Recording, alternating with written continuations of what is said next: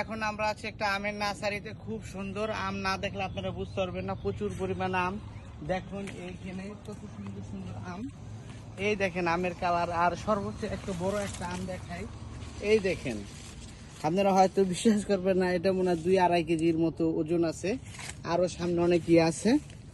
আমের বাগানটা দেখুন খুব সুন্দর।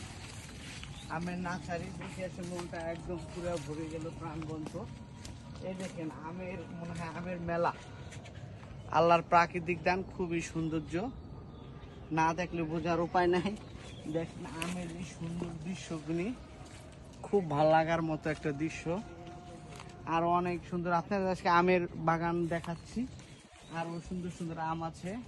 এই যে আম, এই যে সুন্দর সুন্দর করে, সর্বোপরি আম দেখলে মানুষের প্রাকৃতিক জিনিস, খুব মন ভালো হয়ে যাবে। আম খুব সুন্দর, যারা আম খেতে ইচ্ছুক তারা এখানে আইসা পড়বেন।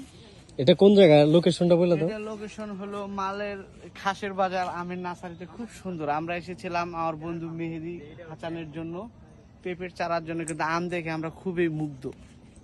সৌন্দর্য আরো অনেক কিছু আছে, আপনারা আম দেখাচ্ছি। সুন্দর সুন্দর ফুলের বাগান, আপনারা নার্সারিতে আসবেন, খুব ভালো। আমের প্রাকৃতিক জিনিস, সৌন্দর্য। গাছ লাগান, পরিবেশ বাঁচান, এরকম আম গাছ নিয়ে যাবেন। খুব সুন্দর দেখার মতো একটা দৃশ্য।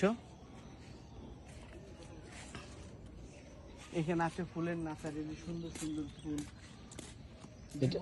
নার্সারিটা অনেক বড়, না দেখলে বোঝার কোনো উপায় নাই।